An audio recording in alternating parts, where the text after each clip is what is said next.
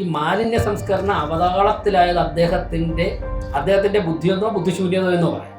നടപ്പിലാക്കിയ ഭരണാധികാരിയുടെ വികലമായ കാഴ്ചപ്പാടാണ്. ഗാർബേജ് കൂടിക്കിടക്കുന്നു എന്ന് പറഞ്ഞാൽ ഇതായിരുന്നു ഇവിടുത്തെ സിസ്റ്റം. ആ സിസ്റ്റം റെക്ടിഫൈ ചെയ്യാനുള്ള പരമാവധി പരിശ്രമങ്ങൾ നടത്തുകയാണ്. പക്ഷെ ഒരു കാര്യം, ഈ പ്രശ്നത്തിന് ശാശ്വതമായ പരിഹാരം ഈ ഭരണസമിതി കണ്ടിരിക്കും. തിരുവനന്തപുരത്തെ മാലിന്യ പരിഹാര പ്രശ്നത്തിൽ എന്തെങ്കിലും പ്രതിസന്ധി ഉണ്ടായിട്ടുണ്ടെങ്കിൽ ഈ പറഞ്ഞ വ്യക്തികളാണ് അതിന്റെ അടിസ്ഥാനം.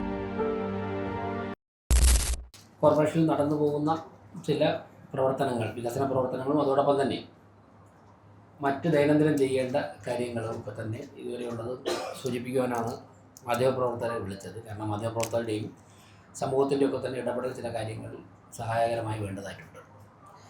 മഴക്കാല പൂർവ്വ ശുചീകരണമാണ് നമ്മൾ അടിയന്തരമായി ഇടപെടേണ്ട, വരാൻ പോകുന്ന ദിവസങ്ങൾ ചെയ്യേണ്ട ഒരു കാര്യം.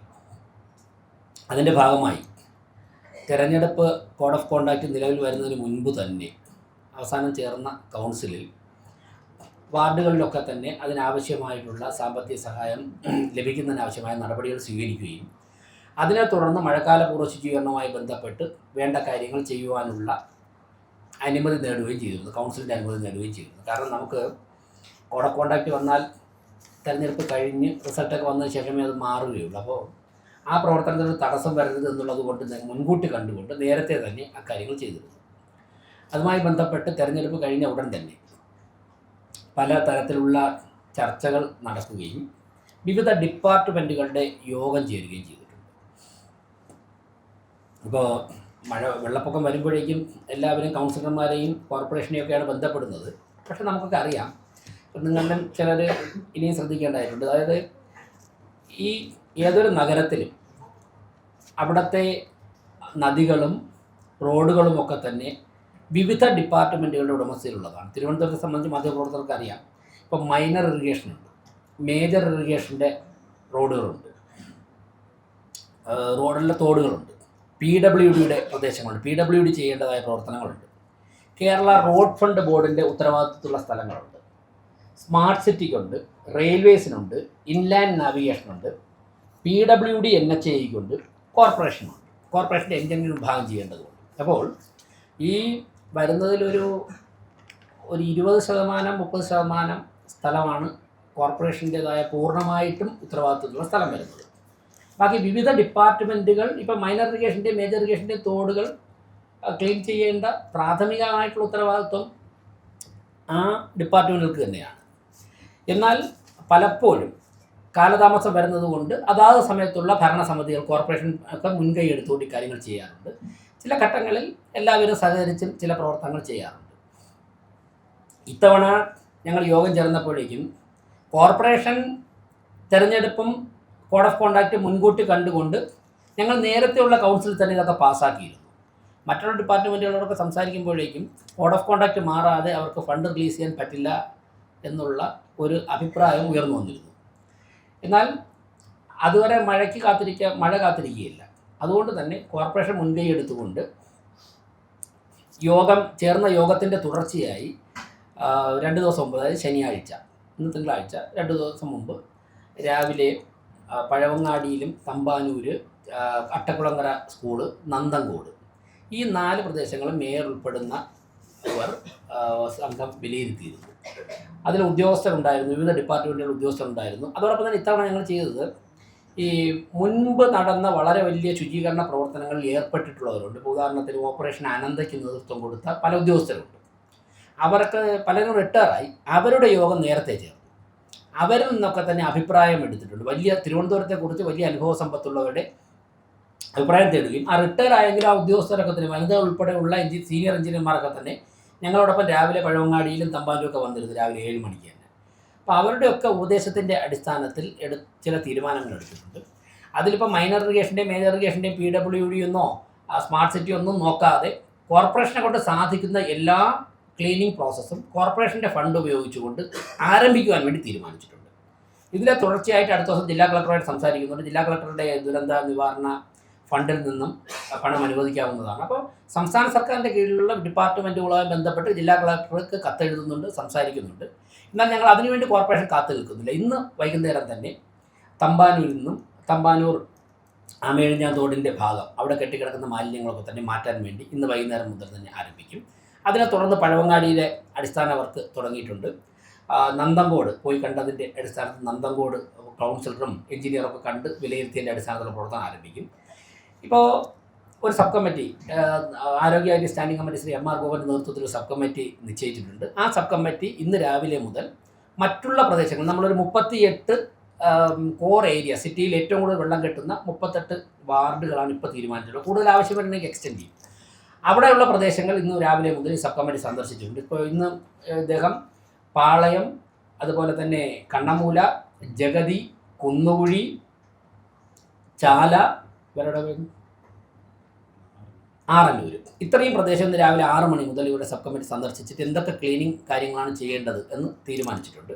ഈ നമ്മൾ നേരത്തെ പോയ തമ്പാനൂരും പഴവങ്ങാടിയും അട്ടക്കുളങ്ങര സ്കൂളൊക്കെ കഴിഞ്ഞാൽ ഈ പ്രദേശങ്ങളിലേക്കും ഹിറ്റാച്ചിയും JCB ഒക്കെ ആയിട്ട് പോയിട്ട് പരമാവധി ക്ലീനിങ് നടപടികൾ നേരത്തെ തന്നെ ആരംഭിക്കും. ഇത്രയും കാര്യങ്ങളാണ് മഴക്കാലപൂർവ്വ ശുചീകരണവുമായിട്ട് ബന്ധപ്പെട്ട് ചെയ്തത്. അതോടൊപ്പം തന്നെ മറ്റുള്ള ഡിപ്പാർട്ട്മെൻറ്റുകളോട് അവരവരുടെ ഉടമസ്ഥയുള്ള സ്ഥലങ്ങൾ വൃത്തിയാക്കണമെന്ന് ഞങ്ങൾ ആവശ്യപ്പെട്ടിട്ടുണ്ട്. ഇനിയും അക്കാര്യങ്ങൾ ആവശ്യപ്പെടും. എന്നാൽ അവർ ചെയ്യാൻ വേണ്ടി കാത്തിരിക്കുകയില്ല. കോർപ്പറേഷനെ കൊണ്ട് കോർപ്പറേഷൻ്റെ മെഷീനറി ഉപയോഗിച്ച് ചെയ്യാൻ കഴിയുന്ന കാര്യങ്ങളൊക്കെ തന്നെ അതാ ഡിപ്പാർട്ട്മെൻറ്റിൽ നിന്ന് അനുവാദം വാങ്ങിച്ചുകൊണ്ട് ഞങ്ങൾ പ്രവർത്തനം ആരംഭിക്കുകയാണ്. അതോടൊപ്പം റെയിൽവേയുമായിട്ട് സംസാരിച്ചിട്ടുണ്ട്. നാളെ റെയിൽവേയുടെ ഉദ്യോഗസ്ഥരുടെ ഒരു മീറ്റിംഗ് വിളിക്കുവാൻ വേണ്ടി ആഗ്രഹിക്കുന്നുണ്ട്. ഡിവിഷൻ മാനേജർക്ക് ഇപ്പോൾ കത്തെഴുതും. നാളെ റെയിൽവേയുടെ മാത്രം, കാരണം റെയിൽവേ ചെയ്യേണ്ട കുറേ ഉത്തരവാദിത്തമുണ്ട്.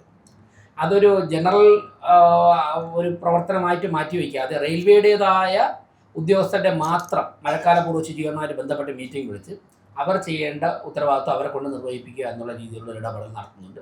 നാളെ മീറ്റിംഗ് വിളിക്കണമെന്ന് DRMനോട് ഇപ്പം തന്നെ ആവശ്യപ്പെട്ടു. ഇത്രയും കാര്യങ്ങളാണ് മഴക്കാലപൂർവ്വ ശുചീകരണവുമായി ബന്ധപ്പെട്ട് ഇപ്പോൾ ഇവിടെ നടന്നു പോകുന്നത്.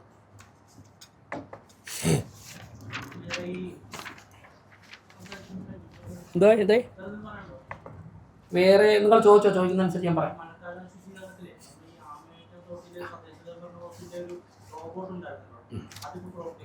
അതായത് ആ റോബോട്ട് ഇപ്പോൾ മുൻ ഭരണസമിതി ഇരുന്നപ്പോൾ സംസ്ഥാന സർക്കാർ ഇടപെട്ട് കൊണ്ടുവന്നതാണ്. ആ റോബോട്ട് കോർപ്പറേഷൻ്റെ ഫണ്ടിലല്ല കൊണ്ടുവന്നത്, കോർപ്പറേഷൻ കൊണ്ടുവന്നിട്ടല്ല, വേറെന്തോ പദ്ധതിയിൽ സംസ്ഥാന സർക്കാർ ബഹുമാനപ്പെട്ട തദ്ദേശ സ്വയംഭരണ മന്ത്രിയൊക്കെ ഇടപെട്ടിട്ടാണ് ആ റോബോട്ട് കൊണ്ടുവന്നിട്ടുള്ളത്. ഞങ്ങൾ വന്നിട്ട് ഭരണത്തിൽ വന്ന് 4ാമത്തെ ദിവസം അതിൻ്റെ ഉദ്ഘാടനം ആവശ്യമാണെന്നുള്ള ഒരു ചർച്ച വരികയും തെരഞ്ഞെടുപ്പിന് മുമ്പ് തന്നെ ബഹുമാനപ്പെട്ട മന്ത്രിയെ ഞാൻ തന്നെയാണ് ആ പരിപാടിയിലേക്ക് ക്ഷണിച്ചത്. മന്ത്രി വന്ന് ഉദ്ഘാടനം ചെയ്തു. അപ്പോൾ ആ റോബോട്ടിൻ്റെ കാര്യം അവിടെ വച്ചാണ് മാത്രമേ നമ്മളിപ്പോൾ റോബോട്ടിൽ നിന്ന് കയറുമ്പോൾ ഞങ്ങളും ധരിച്ചത് അതിനകത്തിറങ്ങി ഉള്ളിലേക്കൊക്കെ പോയി ചെയ്യാൻ സാധിക്കുമെന്നാണ് കരുതിയത്. ഇത് അതിൻ്റേതായ ഉപയോഗമുണ്ട്. ഞാൻ ഒരു ഉപയോഗമില്ലെന്ന് പറയില്ല. പക്ഷേ ഒരു JCB ചെയ്യുന്ന ജോലിയാണ് റോബോട്ടും ചെയ്യുന്നതെന്നാണ് ഞങ്ങൾക്ക് ഇതുവരെ മനസ്സിലാക്കാൻ സാധിച്ചത്. അല്ലാതെ പാലത്തിന് അടിയിലേക്ക് കയറി പോയി ക്യാമറ വെച്ചിട്ടോ അങ്ങനെയൊക്കെ നോക്കി ചപ്പ് വാരിക്കൊണ്ടുവരുന്ന ഒരു സിസ്റ്റം അതിൽ കാണുന്നില്ല. എന്നാൽ അത് നമുക്ക് എങ്ങനെ പ്രയോജനപ്പെടുത്താൻ പറ്റും എന്ന് അതിലെ ടെക്നീഷ്യൻ അവിടെ അത് വച്ചിട്ട് അവിടെ വരുന്ന മാലിന്യങ്ങളൊക്കെ മാറ്റാൻ സാധിക്കും. അതായത് ഒരു JCB ചെയ്യുന്ന വർക്കാണ് അതിലൂടെ ചെയ്യുന്നത്. അപ്പോൾ ആ റോബോട്ട് അവിടെ ഇരിപ്പുണ്ട്. അതിനെക്കൊണ്ട് എന്താണ് ചെയ്യാൻ പറ്റുന്നതെന്ന് വെച്ച് കഴിഞ്ഞാൽ ചെയ്ത് കൂടുതൽ ഇനി അതിനെ എടുത്തുകൊണ്ട് പോകണമെങ്കിൽ വേറൊരു സ്ഥലത്തുകൊണ്ട് ഇതുപോലത്തെ ബേസൊക്കെ ഉണ്ടാക്കിയതിന് ശേഷം അവിടെ കണ്ടിട്ടുണ്ടല്ലോ കോൺക്രീറ്റ് ചെയ്ത് വലിയ തൂണൊക്കെ നിർത്തി. എന്നാൽ ഒരു JCB കൊണ്ട് നിർത്തിയത് ചെയ്യാനാണെങ്കിൽ അതൊന്നും വേണ്ട. JCB അവിടെ കൊണ്ട് നിർത്തിയിട്ട് നേരെ JCB ഉപയോഗിച്ചുകൊണ്ട് നമുക്ക് ബക്കറ്റ് താഴേക്ക് ഇറക്കി കഴിഞ്ഞാൽ ചെയ്യാം. അതേ പർപ്പസാണ് ഇതിൽ സേവ് ചെയ്യുന്നത്. ഞങ്ങളവിടെ വന്ന് കണ്ടതാണ്. കഴിഞ്ഞ ദിവസം റോബോട്ട് അവിടെ ഇരിപ്പുണ്ട്. ഇനി റോബോട്ടിനെ കൊണ്ടുപോകണമെങ്കിൽ കൊണ്ടുപോയിട്ട് ഇതുപോലെ കോൺക്രീറ്റ് ഒക്കെ ചെയ്ത് വലിയ ഇരുമ്പൊക്കെ നിർത്തി റോബോട്ടിനെ അവിടെ ഘടിപ്പിക്കണം. എന്നിട്ട് അവിടെയുള്ള എല്ലാം എടുക്കണം. അപ്പോൾ ഇതിൽ ഏതാണ് മികച്ചതെന്ന് ഒന്ന് ഹെൽത്തിൻ്റെ ആൾക്കാർ എഞ്ചിനീയറിംഗ് വിഭാഗം തീരുമാനിച്ചിട്ട് ആ റോബോട്ടിനെ കൊണ്ടുപോയി ചെയ്യിപ്പിക്കാൻ പറ്റുന്നത് അത് ചെയ്യിക്കാം.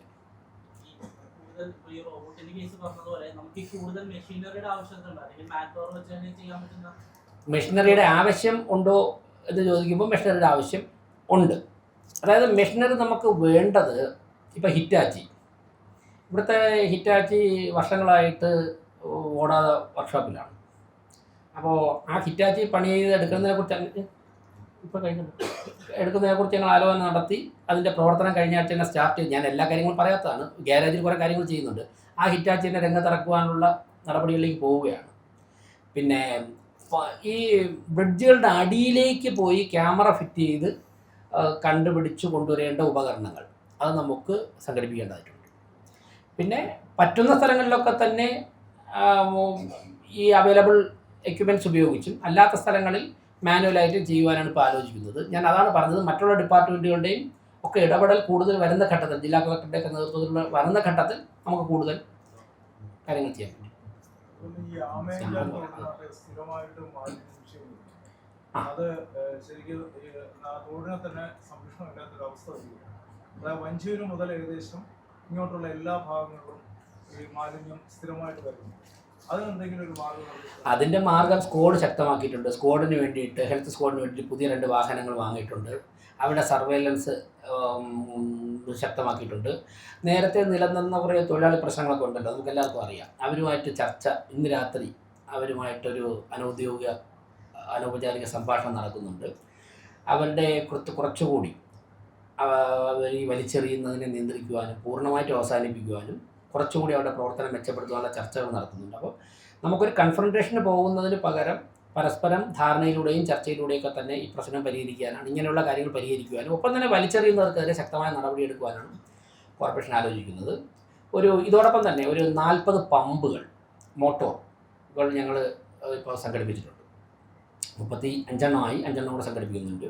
ഓരോ പ്രദേശത്തും ആവശ്യം വരുന്നതനുസരിച്ചിട്ട് പമ്പ് വെച്ച് ഈ പല സ്ഥലത്തും ഈ ചേറുൾപ്പെടെ പമ്പ് ചെയ്ത് മാറ്റുവാണ്. വെള്ളത്തോടൊപ്പം വരുന്ന മറ്റുള്ള അവശിഷ്ടങ്ങൾ ഉൾപ്പെടെ പമ്പ് ചെയ്ത് മാറ്റാൻ സാധിക്കുന്ന പമ്പുകൾ എവിടെയാണോ, ചില വാർഡുകളിൽ സ്ഥിരം വേണം, അവിടെ നേരത്തെ കൊടുക്കും. ബാക്കിയുള്ളിടത്തൊക്കെ ഏത് സമയത്താണോ ആവശ്യം, ഇപ്പോൾ തമ്പാനൂർ അത് വെച്ച് മാത്രം സാധിക്കില്ല. ഇപ്പോൾ വഞ്ചിയൂരൊക്കെ വരുമ്പോഴേക്കും പമ്പ് വെച്ച് നമുക്ക് പെട്ടെന്ന് പമ്പ് ചെയ്ത് മാറ്റി കഴിഞ്ഞാൽ സാധിക്കും. അങ്ങനെയുള്ള പരീക്ഷണങ്ങളും നടത്തും.